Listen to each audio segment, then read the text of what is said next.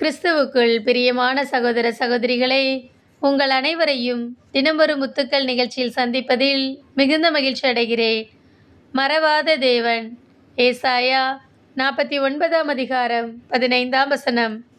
பால் குடிக்கும் தன் மகவை தாய் மறப்பாளோ? கருத்தாங்கினவள் தன் பிள்ளை மீது இரக்கம் காட்டாதிருப்பாளோ? இவர்கள் மறந்திடினும் நான் உன்னை மறக்கவே மாட்டேன். பிரியமானவர்களே, நம் இறைவன் நம்மை மறவாதவர். நம்மை தம் உள்ளங்கையிலே பொறித்து வைத்துள்ளார். பால் குடிக்கும் மகவை தாய் மறந்தாலும் நான் உன்னை மறப்பதில்லை என்கிறார். நம்மை பெற்றோர்கள், உறவினர்கள், நண்பர்கள் மறந்தாலும், நம் இக்கட்டு வேளைகளில் நம்மை கைவிட்டாலும் இறைவன் நம்மை ஒருபோதும் கைவிட மாட்டார். எனவே எல்லோரும் என்னை கைவிட்டு விட்டார்களே, யாருமற்ற நிலையில் தனியாய் உணர்கிறேனே என்று கலங்குகிறீர்களோ?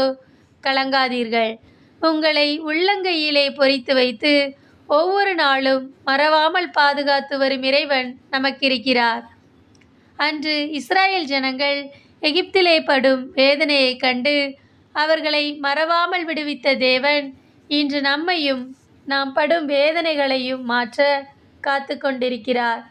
எனவே நாம் அவரை நோக்கி பார்க்க வேண்டும். நம் துன்ப வேளைகளில் மனிதர்களை நோக்கி பார்க்காமல், யாரையும் தேடி ஓடாமல், எந்த சூழ்நிலையாய் இருந்தாலும் இறைவனை நோக்கி, அவர் சமூகத்தை நோக்கி பார்க்க வேண்டும். அவர் நம் பிரச்சனையை மாற்றி நமக்கு விடுதலையை தருவார். அவர் திக்கற்றவர்களின் தேவன்.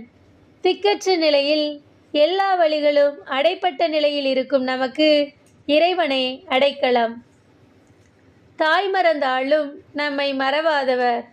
தந்தை வெறுத்தாலும் நம்மை வெறுக்காதவர்.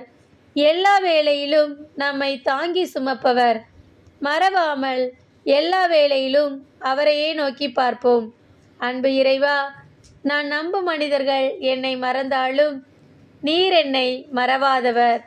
நாங்கள் எப்போதும் எல்லா வேளையிலும் உம் சமூகத்தை மட்டுமே நோக்கி பார்க்க எங்களுக்கு உதவி செய்யும் இறைவா.